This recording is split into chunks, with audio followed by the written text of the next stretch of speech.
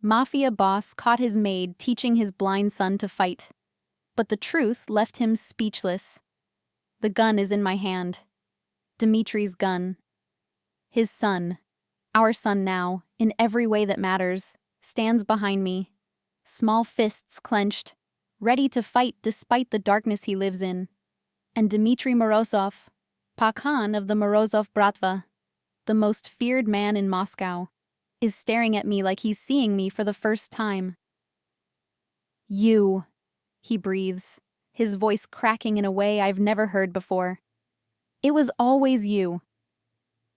The men surrounding us, his enemies, the ones who came to take everything, they're laughing. They think they've won. They have no idea what I'm about to do, what I've been trained to do my entire life. 2 months ago, I had one mission: infiltrate the Morozov household as a maid, get close to the Pakhan, and destroy him from the inside. I was supposed to be invisible, forgettable, just another servant cleaning his mansion, watching his secrets, reporting back to the people who sent me. But then I met Alexei, his 7-year-old son, blind since birth, isolated, lonely, breaking my heart with every quiet moment he sat by the window, listening to a world he couldn't see. I wasn't supposed to care. I wasn't supposed to teach him how to fight, how to defend himself, how to be strong. And I definitely wasn't supposed to fall in love with his father. My name is Sofia Petrov, and I'm not a maid. I'm Spetsnaz trained, born into a family that's been at war with the Morozov Bratva for 3 generations. My brother died by Dimitri's order, or so I was told. So I came to Moscow with revenge in my heart and a knife hidden in my apron. I expected a monster. I got a man drowning in grief, working himself to death, barely speaking to his son because he doesn't know how to reach a child living in darkness. I expected to hate him. Instead, I watched him stand outside Alexei's door every night, hand on the doorknob, wanting to go in but too afraid he'd fail as a father the way he thinks he fails at everything that isn't violence and power. Now the truth is out. Dmitri saw me teaching Alexei to fight, teaching his blind son the combat techniques only a trained operative would know. He has questions. His men have guns. And the enemies who've been waiting for this moment have just kicked down the door. I have 3 seconds to decide: blow my cover and save them both, or let the man I love and the boy I'd die for face this alone. You want to know how an assassin falls for her target? How a maid becomes a mother? How a mission becomes a love worth dying for? Stay with me, because this story starts 8 weeks ago, when I walked into the Morozov mansion with a lie on my lips and murder in my heart. And it ends right here, right now, with all of us bleeding. Hello, darlings. This is Anastasia. And yes, you heard that correctly.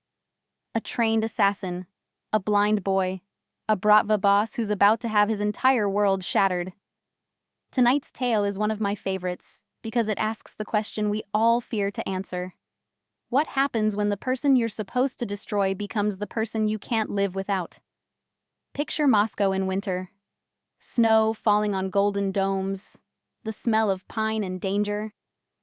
Inside a fortress of a mansion, a little boy sits in darkness, tracing his fingers over braille books, while his father runs an empire built on blood and loyalty. And into this world walks Sofia, beautiful, deadly, and carrying secrets that could burn everything to the ground. This is a story about unexpected love, about a child who sees more clearly than anyone with sight, about a man learning that strength isn't always about power, and about a woman discovering that some missions can't be completed because your heart changes the orders. So pour yourself something strong, darlings. Get comfortable. And let me take you back 8 weeks to a snowy March evening when Sofia Petrov walked through the gates of the Morozov estate and straight into a life she never imagined. The gates of the Morozov estate open like the jaws of a beast, and I step through with my forged documents and my perfectly rehearsed story. My name is Sofia Petrov. I'm 26. I need work. My mother is sick. I'm quiet, obedient, desperate. Every word is a lie except my name. And even that's only half true. My real name is Sofia Nikolaevna Volkov, daughter of Nikolai Volkov, sister of Anton Volkov. Both dead because of the man whose floors I'm about to scrub. The mansion is exactly what I expected. Excessive. Cold. Beautiful in the way a weapon is beautiful. All sharp edges and deadly purpose. Orthodox crosses hang on walls next to priceless art that was probably stolen. The smell of expensive leather and gun oil permeates everything. An older woman with steel gray hair and eyes that miss nothing leads me through marble hallways. This is Galina, the head housekeeper. She's worked for the Morozov family for 30 years, survived 2 regime changes and countless Bratva wars. She examines me like I'm a horse she's considering purchasing. "You're too pretty," she says in Russian. "Pretty girls don't last here." "I need the job," I reply, keeping my eyes down. Submissive, harmless. "I'll work hard. I won't cause trouble." She snorts. "They all say that." Then the Pakan looks at them, and they get ideas. "You see Dmitry Morozov? You look at the floor. Understood?" "Yes, ma'am." "And you never go to the 3rd floor. That's Alexei's wing. The boy doesn't like strangers." My intelligence briefing mentioned the son. 7 years old, blind, mother dead in childbirth. Dmitry's only weakness, if he has any weaknesses at all. I wasn't planning to involve a child in this, but... "The Pakan's son?" I ask carefully.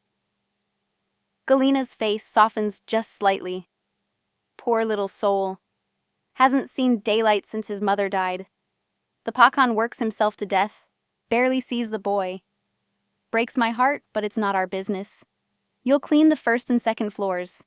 Kitchen duty on Tuesdays. Stay invisible. Stay employed. Clear? Clear. I see Dmitry Morozov for the first time 3 days later. I'm polishing the banisters of the main staircase at 6 in the morning, early enough that I thought the house would be empty. But I hear footsteps, measured, heavy, purposeful, and then he appears at the top of the stairs. Everything in me screams to reach for the knife strapped to my thigh under my uniform. This is the man. The one who gave the order. The one who destroyed my family. My fingers itch with muscle memory, years of training begging for release. But I freeze instead, because he's not what I expected. He's tall, easily 6'4", broad-shouldered, moving with the controlled grace of a predator. Dark hair, severe cheekbones, a jaw that looks carved from Siberian granite. But it's his eyes that stop me. Gray, like winter storms, and utterly, devastatingly exhausted. He's wearing a suit that probably costs more than most people make in a year, but it's rumpled. His tie is loose. There's a shadow of stubble on his jaw. He looks like a man who hasn't slept in days, maybe weeks. He stops when he sees me, and those gray eyes sweep over me once, cataloging, assessing, dismissing. I'm nobody, just another servant. "You're new," he says. His voice is deep, accented, completely devoid of interest. "Yes, sir. Sofia. I started Monday." "Galina hired you?" "Yes, sir." He nods once and moves past me down the stairs. I catch his scent, expensive cologne, black coffee, and something darker. Gun oil. Danger. He smells like violence wearing a suit. I'm about to exhale in relief when he pauses at the bottom of the stairs. "You don't look like a maid," he says without turning around. My heart stops. "Sir?" "Your hands, no calluses, and you stand like a soldier." Every nerve ending in my body lights up. Abort. Abort. He knows. "But Galina vouches for you, so you stay. Prove her right." He glances back, and for just a second, those gray eyes meet mine fully. There's intelligence there. Pain. Something that might be loneliness buried so deep he probably doesn't recognize it anymore. "And stay away from the 3rd floor." My son doesn't need disruptions.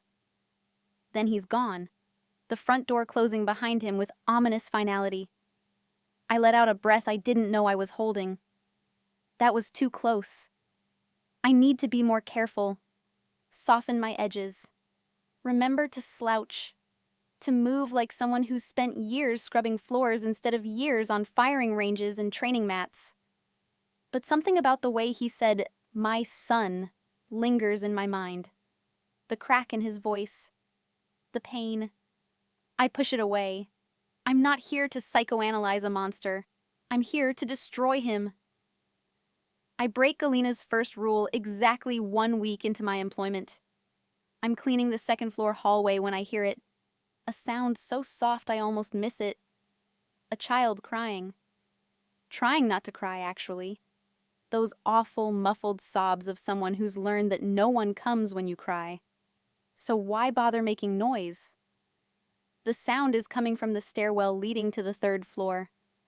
I should walk away. This isn't my mission. A child, even the child of my enemy, The isn't third part floor of is the plan. different from the rest of the mansion. But my feet move where on their downstairs own. is all cold Climbing marble and stairs, intimidating I was explicitly luxury. forbidden to Up climb. here is softer, carpeted, warm lighting. Pictures on the walls, a beautiful woman with kind eyes holding a baby. The same woman, pregnant, laughing. Dimitri in the photos looks younger, almost happy. The crying is coming from a room at the end of the hall. The door is cracked open. I knock softly. Hello? The crying stops immediately. Go away, a small voice says in Russian. I'm not supposed to have visitors. I'm not a visitor. I'm Sophia. I work here. I heard you crying. I wasn't crying. Okay, I say gently. Can I come in anyway? Silence. Then, are you going to tell Papa? Tell him what? That I heard someone who definitely wasn't crying? A pause. Then so quietly. You can come in. I push the door open and my heart breaks into 1,000 pieces. The room is beautiful, clearly decorated with love. Books everywhere, though I notice immediately they're all braille. Toys organized neatly on shelves. A huge window overlooking the grounds, curtains open to let in the weak March sunlight. And in the middle of it all, sitting on the floor next to an overturned chair, is the smallest, loneliest child I've ever seen. Alexei Morozov is 7 years old, all dark curls and delicate features. He has his father's bone structure but his mother's softness. And his eyes, pale gray like Dimitri's, are unfocused, staring at nothing. Beautiful, sightless eyes.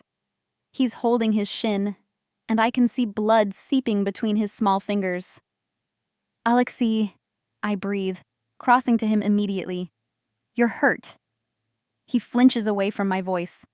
I fell. The chair wasn't where it was supposed to be. I'm fine. I don't need help. Who moved the chair? No one. I did. I was trying to... He stops, jaw setting in a stubborn line that's pure Dmitri Morozov. It doesn't matter. I crouch down to his level, careful not to touch him without permission. It matters. What were you trying to do? I wanted to reach the window, to open it, to hear outside. His voice cracks. It's been 3 weeks since anyone took me to the garden. Everyone's too busy. And Papa doesn't... He doesn't finish, but he doesn't have to. Let me see your leg, I say softly. He hesitates, then extends his leg. The cut isn't deep, but it needs cleaning. And this child needs so much more than that. I'm going to get first aid supplies. Don't move, okay? I'll be right back. You're coming back? There's such desperate hope in his voice that I want to hunt down Dmitri Morozov and shake him until he understands what he's doing to his son. I promise. I return with supplies and find Alexei exactly where I left him, sitting perfectly still like he's afraid that moving will make me disappear. As I clean and bandage his cut, he talks. Once he starts, it's like a dam breaking. He tells me about his mother. Barely remembers her, but Galina tells him stories. About his father, loves him, he knows Papa loves him, but Papa is always working, always tired, always in danger. About school, tutors come, but they don't understand how to teach him. About loneliness, his voice drops to a whisper for this part. I hear things, he says. Doors closing, cars, voices. I know the world is out there. I know it's big and full of things, but I can't. His small hands clench into fists. I can't do anything. I can't even walk across my room without falling. I'm useless. You're not useless, I say firmly. I'm weak. Papa probably wishes. Stop. I take his hands, and he startles but doesn't pull away. Alexei, listen to me. Being blind doesn't make you weak. It means you have to be stronger in different ways. Your father doesn't think you're weak. He's afraid. Papa isn't afraid of anything. He's afraid of losing you, like he lost your mother. So he stays away because he doesn't know how to protect you from something he can't shoot or threaten or control. Alexei is quiet for a long moment. Then, how do you know? Because I stop. Because I've lost people too. Because I understand fear disguised as distance. Because despite every reason I have to hate Dmitry Morozov, I recognize that look in his eyes. I just know. Sophia? His sightless eyes turn toward me with uncanny accuracy. Can you teach me? Teach you what? To fight. To be strong. Like Papa. So maybe... His voice gets very small. So maybe he won't be so afraid anymore. So maybe he'll want to be around me. And there it is. The moment everything changes. I should say no. I should walk away. This child isn't my responsibility. He's the son of my enemy. Teaching him would mean spending time here, getting attached, complicating the mission beyond repair. But I look at his face, so much hope, so much hidden pain, and I hear myself say, yes, I'll teach you. His smile could light up all of Moscow. We start that afternoon, just small things, how to stand, how to balance, how to sense movement through sound and air pressure. Alexei is a quick study, soaking up attention like a plant that's been kept in darkness finally reaching sunlight. I tell myself it's strategic. Getting close to the sun is a way to get close to the father. It's just another angle on the mission. I tell myself this right up until the moment, 2 hours later, when the door to Alexei's room opens and Dmitry Morozov's voice, deadly quiet, says, "What exactly do you think you're doing with my son?" And I realize I've just made either the best or the worst mistake of my life. I turn slowly, positioning myself between Dmitry and Alexei on instinct. A protective instinct that's going to blow my cover if I'm not careful. Dmitry stands in the doorway, and he is terrifying. Not the exhausted man I saw on the stairs. Not the grieving widower from the photographs. This is the Pakan, cold, controlled, and absolutely furious. "Papa!" Alexei scrambles to his feet, his face lighting up. He doesn't see his father's anger. He just hears his voice, and it's clear this doesn't happen often enough. "Papa, Sophia was teaching me. Go to your room, Alexei." Dmitry's voice is steel. "This is my room. Your bedroom. Now." The joy drains from Alexei's face. He reaches out, finds my hand, squeezes once. Then he navigates around his father with the careful precision of someone who's memorized every step and disappears through a connecting door. The moment we're alone, Dmitry moves into the room and closes the door behind him. The click of the lock is ominous. "I told you," he says, each word precisely measured, "to stay away from the 3rd floor. I heard him crying. That's not your concern. Your concern is cleaning, cooking, following orders, not infiltrating my son's space and teaching him." He gestures at the furniture we'd pushed aside. "What were you teaching him?" I lift my chin. I'm supposed to be submissive, scared. but something about the way he's talking about Alexei, like the boy is a problem to be managed rather than a child who needs his father, ignites something in me that training can't suppress. I was teaching him to be strong, I say. Something he desperately needs since no one else seems willing to. The temperature in the room drops 20 degrees. Dmitri crosses the space between us in 3 strides. He's close enough now that I can see the flecks of darker gray in his eyes, can smell that scent of danger and expensive cologne. Close enough to kill me with his bare hands, which I'm certain he's considering. "You have no idea," he says softly. And soft is so much more frightening than yelling. What my son needs. You have no idea what it takes to keep him safe in my world. You've been here 2 weeks and you think you understand. I understand that he's lonely, that he thinks you're ashamed of him, that he's desperate for your attention and willing to hurt himself trying to earn it. I've gone too far. I know it the moment the words leave my mouth. Dimitri's hand shoots out, gripping my arm, not painfully, but inescapably. His eyes search my face, looking for something. "Who are you?" he asks. "And don't give me the story you gave Galina. No maid speaks to me like this. No maid moves like you move, or stands like you stand. Who sent you?" My training kicks in.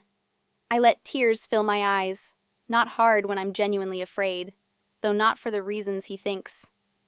No one sent me. I'm just a maid who's tired of watching a little boy suffer because his father is too much of a coward to face his own fear. The word coward does it. His grip tightens, and for a moment, I think I've pushed too hard, that he's going to call his guards and have me disappeared like so many others. But then something shifts in his expression. The anger cracks, and underneath is something raw, painful. "You think I don't know?" he says, and his voice is hoarse now. "You think I don't hear him at night? You think I don't stand outside his door wanting to go in, but afraid I'll say the wrong thing, do the wrong thing, make it worse? He He's stops, blind because of me, drops my arm because of like my it burned genetics, him. because I Steps brought him into back. a world where he's a The target mask every slams single back day. into place, but it's too Everyone late. I've ever loved has I died. saw underneath. Everyone. I saw the man. And he's all I have left. "You will leave him alone," And I don't know how Dmitri to... says. "You will not go to the 3rd floor again. You will—" "Papa?" Alexei's voice comes from the bedroom doorway. He's been listening. "Please don't send Sophia away." Dimitri's jaw works. "Alexei, please. She's the first person who doesn't treat me like I'm broken. She's teaching me to be strong, like you." The boy's voice cracks. "I want to be like you, Papa, so you'll be proud of me." The look on Dimitri's face is devastation. He's silent for so long, I think he might actually throw me out anyway. Then, so quietly, I almost miss it. 30 minutes, 3 times a week. I will supervise. "Dmitri," I start. His eyes snap to mine. "You will call me Sir or Pakan. And if I think for 1 second you're putting my son in danger, you will regret the day you walked through my gates. Is that understood?" "Yes, sir." He looks at Alexei. "Go wash your face. Dinner is in an hour." "Will you eat with me, Papa?" Another crack in the armor. "Yes, Sin. I'll eat with you." Alexei's smile could melt the Siberian tundra. After Dmitri leaves, I sit down on the floor because my legs are shaking. What just happened? I came here to destroy this man, and instead, I'm being drawn into his family, into his pain, into something I don't understand and definitely can't afford. This is a disaster. The lessons begin 3 days later, and Dmitri keeps his word. He's there for every single one, sitting in a chair in the corner, silent and watchful. It's unnerving. I teach Alexei basic self-defense adapted for his blindness, how to sense where someone is, how to use sound and movement and air displacement, balance exercises, how to fall safely, how to make his other senses sharper. Alexei soaks it all up, his confidence growing visibly. But I'm hyper-aware of Dimitri's eyes on me the entire time. cataloging every move I make, every technique I teach. I can feel him trying to figure out where I learned this, why I'm so good at it. I'm careful. I teach Alexei the basics, nothing that would mark me as professionally trained, but it's hard to completely suppress years of Spetsnaz conditioning. After the third lesson, Dmitri stands when Alexei goes to wash up. "Where did you learn to fight?" he asks. "My father taught me," I say. It's actually true. He said every woman should know how to defend herself. "Your father was military?" "He's dead." "How?" I meet his eyes. "Does it matter?" "Everything about you matters when you're teaching my son." There's something in the way he says it. Not suspicion anymore. Something else. Something almost like trust beginning to form. Or maybe just hope that someone can reach his son in ways he can't. "My father was killed in a turf war," I say, mixing truth with fiction. "Wrong place, wrong time." "My mother died soon after. I've been on my own since I was 18. It's close enough to the truth. My father was killed in a Bratva war. Just not a random one. A very specific one. Ordered by the man standing in front of me." Dmitri is quiet for a long moment.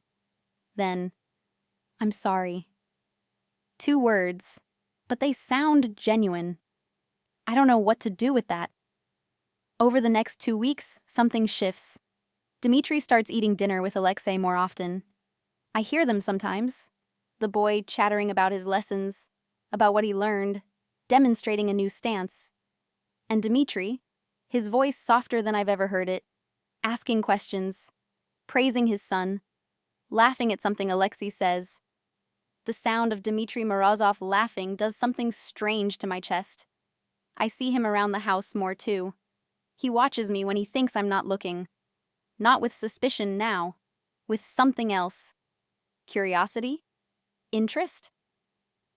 One evening, I'm in the kitchen preparing tea when he appears in the doorway. "You're still here," he says. "It's my shift until 9. "I meant in Moscow. Most people who work for me don't last a month. Too afraid, too smart. But you're still here." I busy myself with the tea. "I need the job." "You could get a job anywhere. You're educated. I can hear it in the way you speak. You move like a dancer or a soldier. You could work somewhere safer. Somewhere that doesn't have armed guards at the gates." "Maybe I like the danger," I say lightly. He moves into the kitchen, and suddenly the space feels very small. He's close enough that I can feel the heat of him, close enough to see the exhaustion still etched into his face despite the fact that he's been sleeping more, eating dinner with his son, slowly becoming human again. "What are you running from, Sophia?" he asks quietly. Everything in me screams to deflect. But there's something about the way he's looking at me, like he's trying to understand, not interrogate. "Who says I'm running?" I counter. Everyone who comes to work for me is running from something. Usually I don't care what. But with you... He stops. "You're different." "Different how?" "You're not afraid of me. Everyone else is afraid. But you look me in the eye. You challenge me. You..." His jaw tightens. "You made my son smile, really smile. For the first time since his mother died. So yes, you're different." My heart is pounding. This is dangerous. This feeling curling in my stomach. This heat spreading through my chest. This is so far off mission I can't even see the mission from here. "I should go," I whisper. "Why?" "Because you're looking at me like..." I stop. I can't say it. "Like what?" He's closer now. When did he get closer? "Like I'm not just a maid." "You're not just a maid. We both know that." "Sir, Dmitri," he says.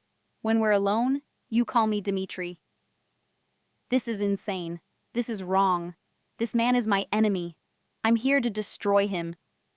But his hand comes up, brushing a strand of hair from my face, and his touch is gentle, reverent, like I'm something precious instead of something dangerous. I should fire you, he murmurs. You're a distraction. You make me think about things I have no business thinking about. You make me want. The kitchen door bangs open. One of his men, Victor, the head of security, stands there. Pakan, we have a situation. The Kozlovs. They've made a move on the South Docks. Just like that, the moment shatters. Dimitri's face goes cold, controlled. The Pakan is back. Gather everyone. I want full tactical assessment in 10 minutes. He turns to me. Go home, Sophia. Don't come back tomorrow. It's not safe. But Alexei's lesson. I said go home. His voice is hard now. Final. Lock your doors. Don't answer for anyone. I'll send word when it's clear.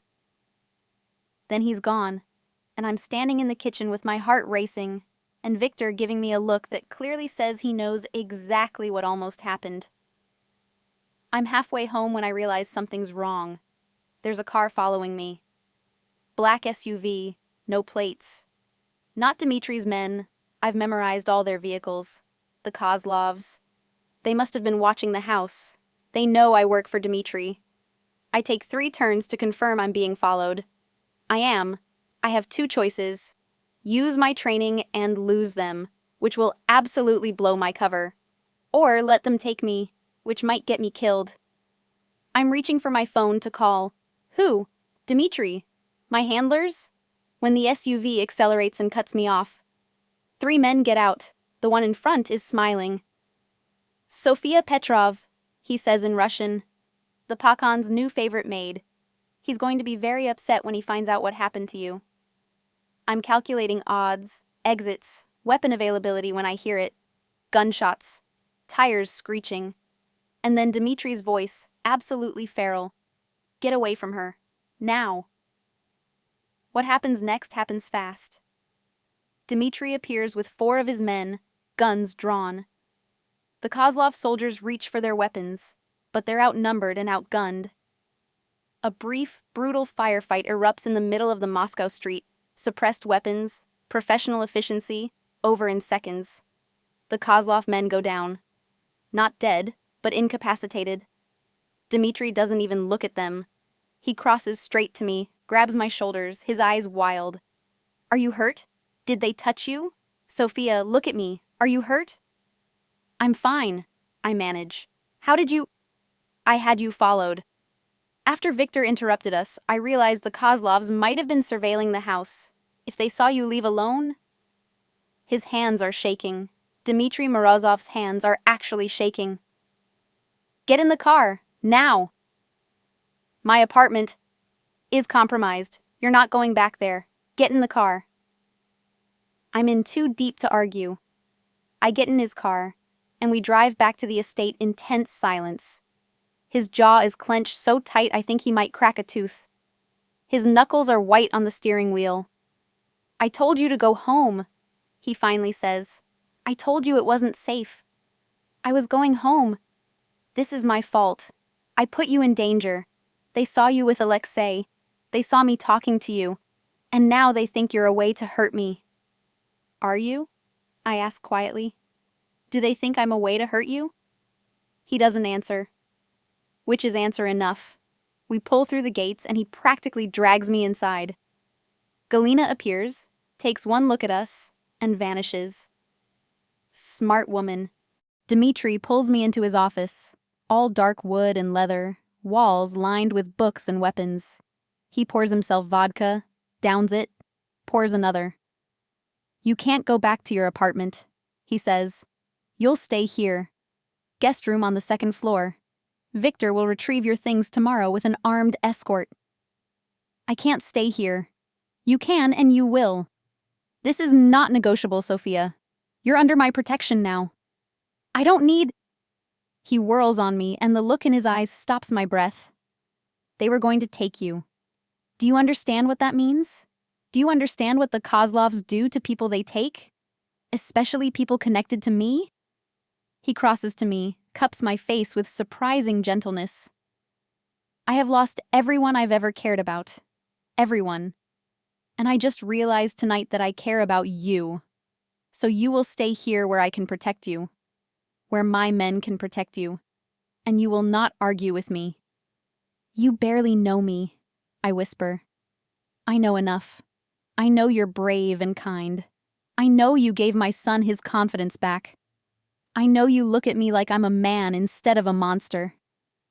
I know that when I thought the Kozlovs had you, I was ready to burn Moscow to the ground. His thumb brushes my cheekbone. That's enough. This is it. The moment I should pull away. Maintain distance, remember the mission. Instead, I lean into his touch. Dmitri, stay, he says softly. Please. Okay, I whisper. I'll stay. The next week is surreal. I have a guest room on the second floor, beautifully appointed with a view of the gardens. But I'm not a maid anymore. Galina has been instructed to treat me as a guest. The other staff look at me with new curiosity and not a small amount of fear. Everyone can see which way the wind is blowing. I continue Alexei's lessons, but now I also eat dinner with him and Dmitri. The three of us, like a family. It's domestic and dangerous and completely not part of the plan. Alexei blooms. He laughs more. He's more confident. He tells his father about his day, about what he learned, about his dreams. And Dmitri listens with an attention that makes my chest ache. He's learning to be a father again, learning that his son doesn't need him to be perfect, just present. And then there's the way Dmitri looks at me.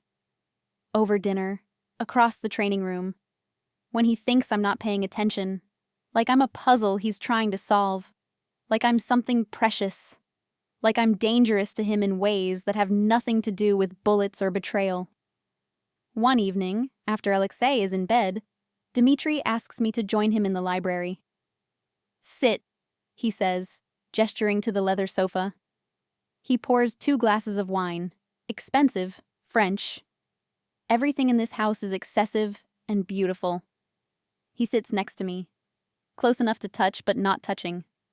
We've been careful about that, ever since the kitchen. Tell me about your family, he says. There's not much to tell. They're dead. How did your father really die, Sophia? My heart skips. I told you. You told me a story. I'm asking for the truth. I've been thinking about it. The way you fight. The way you move. Your father wasn't just some civilian caught in crossfire. He was Bratva, wasn't he? I could lie. Should lie. But I'm tired. Tired of lying. Tired of pretending. Tired of hating this man when everything I've learned about him contradicts everything I was told. Yes, I say quietly. He was Bratva. Volkov family. Low level. And yes, he was killed in a war. With the Morozovs. Yes. I wait for the anger. The accusation. The realization that I came here with bad intentions. Instead, Dmitri says, I'm sorry. You ordered his death? Maybe. Probably. I've ordered a lot of deaths, Sophia. I don't remember them all. The Volkov War was 7 years ago. Bloody. Brutal. Both sides lost good men. I lost my father, my brother. If I could go back, if I could end it differently. He stops. But I can't. The past is written in blood, and there's no erasing it. Is that why you think you don't deserve happiness? I ask. Because of all the blood? He looks at me sharply. I don't deserve you. That's not what I asked. I'm a killer, Sophia. I've done things that would make you run screaming. I've tortured men. I've ordered executions. I've burned buildings with people inside. This life, this empire, it's built on violence and fear and blood. That's who I am. Is it? I turn to face him fully. Because the man I see reads bedtime stories to his son in halting English because Alexei wants to learn. The man I see leaves Orthodox crosses on his mother's grave every Sunday. The man I see stands outside his son's door at night, just listening to him breathe because he's so afraid something will happen. That's not a monster, Dmitri. That's a man trying to do better. His eyes are shining. You see too much. Or you hide too little. With me. With you, he echoes. Why is that? Why do you make me want to be the man you see instead of the man I am? Maybe you're both. Maybe we're all both. The good and the terrible, the gentle and the violent. Maybe it's about which side we choose to feed. He reaches out slowly, giving me time to pull away. His hand cups my face, and his touch is reverent. I want to kiss you, he says. I've wanted to kiss you since the moment you stood between me and my son and called me a coward. But if I kiss you, Sophia, I won't be able to let you go. You understand that? I don't want you to let me go, I whisper. It's true. God help me. It's true. The mission is ashes. My revenge is forgotten. All I want is this man and his broken son and this life we're building in the ruins of both our pasts. His lips meet mine, and it's gentle at first, questioning. But then I respond, and the gentleness burns away. His hands slide into my hair, and I grip his shirt, and we're pulling each other closer, desperate and hungry and finally giving in to weeks of tension. When we break apart, we're both breathing hard. Come to my room, he says. Not as a maid, not as a guest, as mine. Yes, I breathe. Yes. He takes my hand and leads me upstairs. His room is on the second floor, far from Alexei's wing, far enough that we're alone, truly alone. The room is masculine, surprisingly simple. A massive bed, floor-to-ceiling windows overlooking Moscow's lights. Icons on one wall. His faith, still alive despite everything. He kisses me again, slower this time. Taking his time. His hands are surprisingly gentle for a man who's killed with them. He touches me like I'm fragile, precious. I need you to be sure, he murmurs against my lips. Once we do this, you're mine. I don't share. I don't let go. If you're not ready, I'm sure, I say. I'm yours. The look in his eyes is possessive, tender, fierce. Mine, he repeats, and it sounds like a vow. His hands find the buttons of my shirt. My hands find his belt. We undress each other slowly, learning each other's scars. He has so many, each one a story of violence survived. I have my own, carefully hidden, carefully explained away as accidents, clumsiness. He traces a knife scar on my shoulder. How? Kitchen accident, I lie. He knows I'm lying. I can see it in his eyes. But he kisses the scar anyway, and then we're falling into his bed, and there's no more room for words. He makes love to me like I'm the most important thing in his world. Gentle and fierce, possessive and reverent, whispering Russian endearments I barely understand, but feel in my bones. Moya, Dorogaya, Krasavawa, Naveki Moya, mine, darling, beautiful, forever mine. And I let him claim me, body and soul, knowing that tomorrow I'll have to make a choice, the mission or this man, my orders or my heart. But for tonight, I'm his. We fall asleep tangled together, his arms wrapped around me like he's afraid I'll disappear. I lie awake listening to his breathing, watching Moscow's lights through the window, and trying to figure out what I'm going to do. I should contact my handlers, tell them I'm compromised, request extraction, but the thought of leaving Alexei, leaving Dmitri, makes my chest ache. Somewhere around dawn, I fall asleep, and when I wake up, I wake to shouting. Dmitri is gone, the bed beside me cold. I grab his shirt from the floor, pull it on, and run into the hallway. Victor is there with 4 armed men, Galina, and Alexei being held by one of the guards, crying. What's happening? I demand. Dmitri appears from his office. His face is cold, carved from ice. The Pakhan, not the man who made love to me hours ago. In his hand is a phone. My phone. Would you like to explain, he says, his voice deadly quiet, why there are encrypted messages on your phone? Messages to FSB handlers? Messages detailing my security, my movements, and plans for my assassination? The world stops. No. No, no, no, no. I can explain. You're FSB. It's not a question. His eyes are dead. You're a spy. Everything. The job, Alexei, last night. All of it was a lie. An operation. Dmitri, please. Was any of it real, Sophia? Or should I call you Agent Volkov? That is your real name, isn't it? Sophia Volkov, daughter of Nikolai Volkov, who I executed for betraying the Bratva 7 years ago. You came here for revenge. Alexei sobs. Sophia? Is it true? I can't speak, can't breathe, can't think. Dimitri's face is carved from stone. Get her out of my sight. Lock her in the East Wing. And someone call the boy's therapist. We're going to need... Papa, no! Alexei breaks free from the guard, stumbles forward. Papa, please don't hurt her. She's my friend. She's not your friend, Alexei. She's a spy who used you to get to me. And that's when the windows explode inward, and gunfire erupts, and someone is screaming that the Kozlovs are breaching the compound, and everything descends into chaos. Glass rains down. Bullets tear through the walls.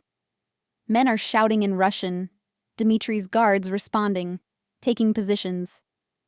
And the Kozlovs are coming through the windows, through the doors, a full assault. Get Alexei to the safe room, Dmitri roars. Now! But in the chaos, Alexei breaks free. He's disoriented, terrified, calling for me. I see a Kozlov soldier raise his gun, aiming at the sound of the child's voice. Training overrides everything. I'm across the room in seconds, tackling Alexei, rolling us both behind the overturned couch. Bullets thud into leather where we were just standing. Sophia! Alexei clings to me, shaking. I've got you, I whisper. I've got you.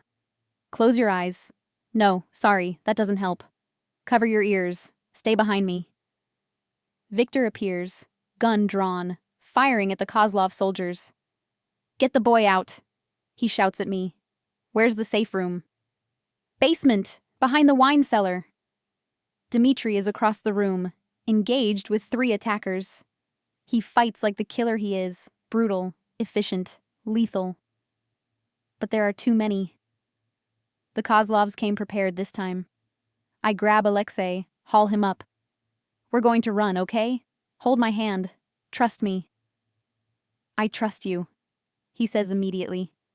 It breaks my heart and puts it back together all at once. We run. I navigate the chaos, keeping Alexei behind me, dropping 2 Kozlov soldiers who try to stop us, disarming one, breaking another's knee. The muscle memory of my training taking over completely. We're almost to the basement stairs when I hear Dmitri shout, Sophia! I turn. He's seen me fight, really fight. There's no hiding what I am now, but there's no time for that conversation because one of the Kozlov soldiers is aiming at him from behind, and I have 3 seconds to make a choice. I grab a gun from a fallen guard and fire. Perfect headshot. The soldier drops. Dmitri stares at me.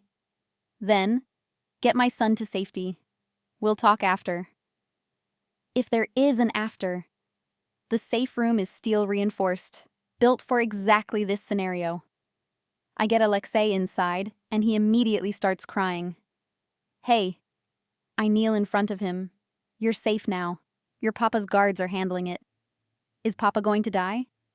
No. Your father is the most dangerous man in Moscow. He's going to be fine. Are you going to leave? Because of what Papa said? I close my eyes. Alexei, is it true? Are you a spy? Yes, I whisper. I came here to hurt your father, but then I met you, and I met him, and everything changed. I'm not here to hurt anyone anymore. I'm here because I love you both. You love Papa? Yes. Does Papa love you? I don't know. Maybe he did, before he found out the truth. Alexei is quiet for a moment. Then, Papa told me once that love isn't something you can control. It just happens. Like how he loved Mama even though she was from a rival family. Her papa didn't want them together, but they loved each other anyway. I didn't know that. Mama was a Kozlov, Alexei says softly. That's why they're attacking. They think Papa stole her and killed her, but he didn't. She chose him, and she died having me. Everything clicks into place. The war between the families, why the Kozlovs want revenge, why Dmitri lives with such guilt. Your mother chose love, I say quietly. She chose your father despite everything, and she gave both of you the greatest gift she could. You. Do you choose Papa, even though he's angry? I take his small hands. Yes, Dorogoy. I choose him. I choose both of you, no matter what happens. The door to the safe room opens. We both freeze. But it's Dmitri. Blood on his shirt, exhaustion in his eyes. Behind him, I can hear the sounds of fighting dying down. Papa! Alexei launches himself at his father. Dmitri catches him, holds him tight, murmuring Russian endearments. Then his eyes meet mine over Alexei's head. We need to talk, he says. Alone. Victor comes to get Alexei, taking him to his room despite the boy's protests. Then it's just Dmitri and me in the safe room. The steel door closed, the weight of everything between us. The Kozlovs are handled, he says flatly. For now. But they'll come again. They always do. It's been 7 years, and they still want blood for Natasha's death. Alexei told me that she was a Kozlov, that she chose you. She died because of me. Bringing her into my world killed her. His voice is raw. And then I let you into my world, into my son's life, and you were sent to kill me. I was, I admit. My handlers told me you executed my father for betraying the Bratva. They told me you were a monster.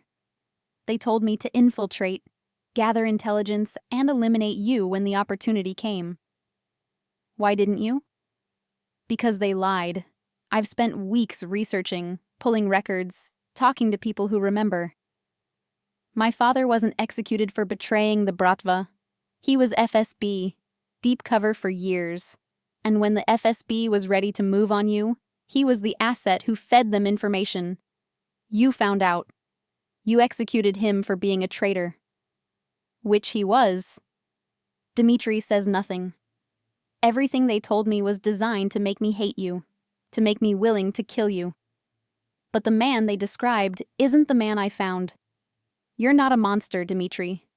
You're a man trying to protect his family, trying to do right by his son, trying to survive in a world that's eaten everyone you've ever loved. That doesn't change what you are, what you came here to do. You're right, it doesn't. So here's the truth. I love you. I love Alexei, and I choose you, both of you. Over my orders, over my handlers, over everything. I'm done being a spy. I'm done with revenge. I just want... What? A happy ending? This isn't a fairy tale, Sophia. You're FSB. I'm Bratva. There's no version of this where we get to be together. Then we make a new version. You've done it before. You married a Kozlov. You chose love over war once. Choose it again. Choose me. He's silent for a long, terrible moment. Then, they'll never stop coming for you, the FSB. When they realize you've defected, you'll be hunted. By them and by everyone they can hire. I know. And my world. Alexei nearly died today. This is what my life is. Constant danger. Constant violence. You'd be giving up everything for this. I already gave up everything the moment I fell in love with you. His control finally cracks. He crosses to me, grabs my face in both hands. You're insane. You're going to get yourself killed. And I'm going to spend every moment terrified of losing you. Is that a yes? That's a you're mine now, and I'm never letting you go, even though this is the worst decision either of us has ever made. He kisses me fiercely. You understand what you're choosing? You'll be branded a traitor. You can never go back. I don't want to go back. I want to stay here, with you, with Alexei, building something real. Then we end this. Tonight. The Kozlovs, the FSB, all of it. We end the threats, and we start over. His eyes are fierce. But I need to know, can you kill for me? For us? For Alexei? I think of the boy upstairs who calls me his friend, who smiles when I walk into the room, who's already lost one mother. Yes, I say, I can kill for you. Then let's go to war. What happens next is a blur of violence and strategy. Dmitri calls in every favor, every alliance. We track the Kozlov leadership to their compound across the city, and we bring the full force of the Morozov Bratva down on them. I'm at Dmitri's side throughout, no longer pretending to be anything but what I am. A trained operative, deadly, efficient. Fighting next to him like we've been partners for years. When we breach the Kozlov stronghold, it's brutal. But I've stopped counting casualties. Stopped thinking about the morality of it. This is survival now. This is protecting my family. We find Grigory Kozlov in his office. Old, bitter, still clinging to a 7-year-old grudge. Morozov, he spits. Come to finish what you started? You killed my daughter. Your daughter chose me, Dmitri says coldly. She left your family willingly. And she died because childbirth is dangerous, not because I killed her. Let it go, Grigory. This war has cost both of us enough. Never. You took everything from me. So I'll take everything from you. Starting with your son, I have my gun against his temple before he finishes the sentence. You'll never touch that child, I say softly. Threaten him again, and you won't live long enough to regret it. Gregory looks at me. Who are you? I'm the woman who's going to end this. I look at Dmitri. We can kill him, or we can offer peace. Your choice. Dmitri considers. Then, peace, but it's not free. You withdraw all claims against me and mine. You acknowledge that Natasha chose freely. You accept that your grandchild, my son, is Morozov, not Kozlov. And you leave us alone. Forever. And if I refuse? Then Sophia kills you, I kill your lieutenants, and we burn your organization to the ground. Your choice. Grigory looks between us. Then, finally, peace. But I want one thing. What? Let me meet my grandson. Once. Just once. Let me see Natasha's child. Dmitri's jaw works. Then, once. Supervised. You harm him, threaten him, or upset him in any way, and the deal is off. Understood? Understood. We leave the Kozlov compound as dawn breaks over Moscow. Dmitri's hand is in mine, and we're both exhausted, blood-stained, but alive. It's over, I whisper. For now. There will always be something, but we'll face it together. Together? I agree. And we drive home to our son. 3 months later, darlings, the Morozov household had transformed. Sophia officially became part of the family, not just as Dmitri's partner, but as Alexei's guardian. The FSB learned quickly that pursuing her meant war with the Morozov Bratva, and decided one defected agent wasn't worth the bloodshed. Grigory Kozlov kept his word. He met his grandson once, in a carefully supervised visit that ended with the old man in tears, holding a boy who had Natasha's laugh. The war between the families ended that day, not because of violence, but because love proved stronger than vengeance. Alexei continued to thrive, growing stronger and more confident every day. He still couldn't see, but he saw the world more clearly than most, including the love between his father and the woman who'd chosen them both. And Dmitri? He learned that sometimes the greatest risk brings the greatest reward. That love doesn't make you weak. It makes you worth fighting for. On a snowy December evening, Dmitri proposed to Sophia in the same library where they first kissed. Alexei was there, holding the ring, smiling so wide it could light all of Moscow. You called me a coward once, Dmitri said, sliding the ring onto her finger. But you made me brave enough to choose love over fear. So marry me, Sophia Volkov. Let's choose each other. Every day. Forever. She said yes, of course. How could she not? They married in spring, with Alexei as the ring bearer, and Grigory Kozlov in attendance, a peace offering that became genuine healing. And the Morozov-Volkov family proved that even in the darkest world, love can build something beautiful from the ruins. So remember, darlings, sometimes the person who walks into your life as an enemy becomes the person you can't live without. Sometimes the mission changes. Sometimes revenge transforms into redemption. And sometimes the most dangerous love is the one worth every risk. This was the tale of Sophia and Dmitri, the spy who chose her target, the monster who became a man, and the blind child who saw them both clearly all along. Until tomorrow night, darlings, sleep well and dream of dangerous men and dangerous love. This is Anastasia, signing off.